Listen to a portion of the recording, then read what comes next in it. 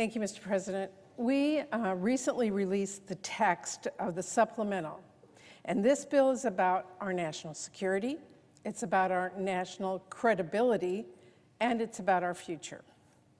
That's why Democrats have been glued to the table, negotiating in good faith every step of the way, because the stakes could not be higher. On Sunday, we rolled out a bipartisan compromise package with $60 billion in aid for Ukraine, $14.1 billion in security assistance for Israel, $4.8 billion to support our allies in the Indo-Pacific, $10 billion for humanitarian assistance, $20 billion for operational needs at the border, and more. Now, I want to be clear. This is not the bill I would have written on my own. It is compromise legislation that came out of negotiations between Senate Democrats and Senate Republicans.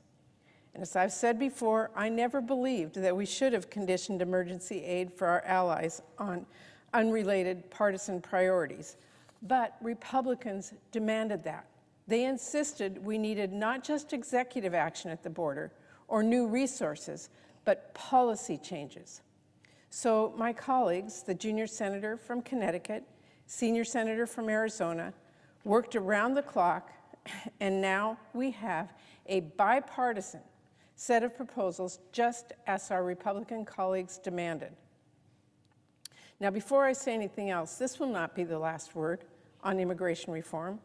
I will keep fighting, and I know many of us will, day in and day out until we deliver on comprehensive immigration reform that creates a pathway to citizenship for the more than 11 million undocumented immigrants living in America and makes our system work better and more fairly. I know we need to finally pass the DREAM Act. We need an immigration system that creates new pathways for legal status and eliminates dysfunction and backlogs and recognizes that immigrants do make America great.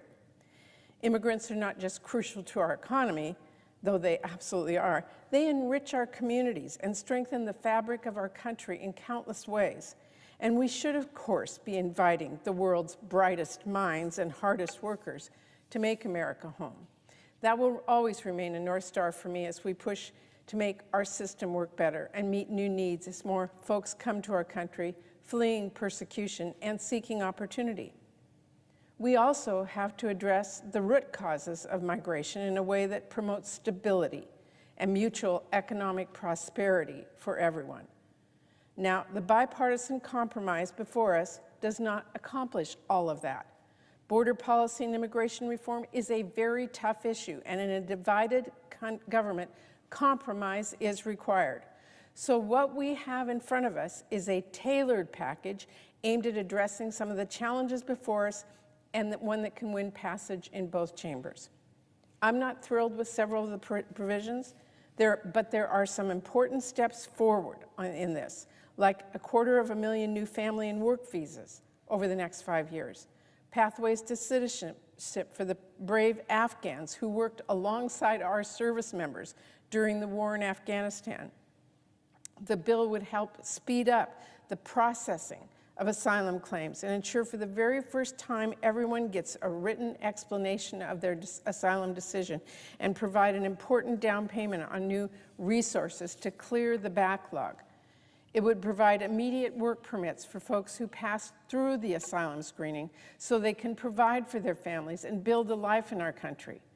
The bill enshrines for the first time a legal right to representation for all asylum seekers and expedited removal.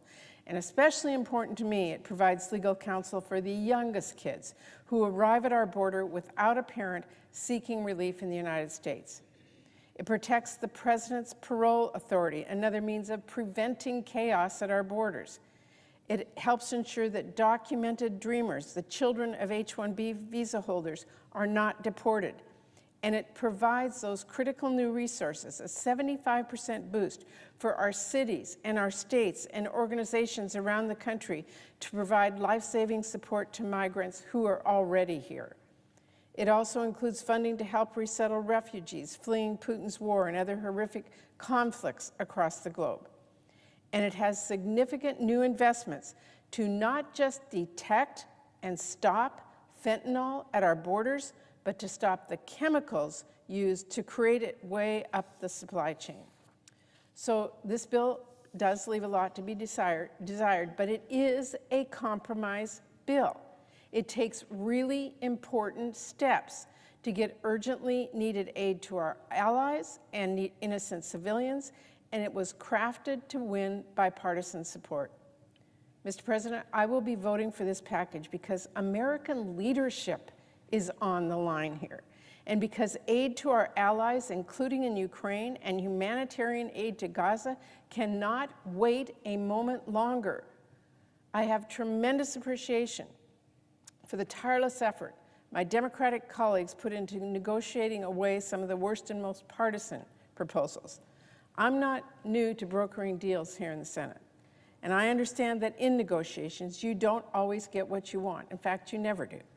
But I also know that after a bill passes, you don't stop pushing for the progress you want to see, and that will be the case here. But when it comes to the bill before us, there is no reason, none whatsoever, for further drama or delay or partisanship. Funding for Ukraine, Israel, and the Indo-Pacific all have overwhelming bipartisan support. And Senate and House Republicans alike were some of the loudest voices calling for changes to border policy in the first place.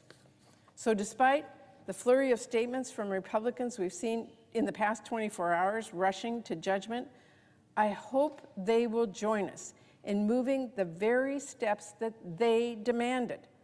After all, if Republicans kill this deal without even voting, throwing out border policies that they demanded, throwing their Senate colleagues under the bus, and throwing in the towel to dictators like Putin, how are they going to have any sort of credibility on addressing the border? They won't. The American people will rightly see it for the kind of naked, partisan politics people cannot stand. We have a bill here that is serious, it is bipartisan, and it is urgently needed by our allies, especially Ukraine. If we do not fully meet this moment, and soon, we are going to leave families living in a more dangerous world, a world where dictators like Putin trample democracies without consequence, a world where civilians who are caught in crossfire have less hope of getting basic aid, food, water, medical care, and a world where allies don't trust our promises and adversaries don't heed our warnings. That is unacceptable to me, Mr. President, and I urge our colleagues to join me in passing this bill through the Senate and in pressing the House to vote on this bill without any further delay. Thank you, Mr. President. I yield the floor.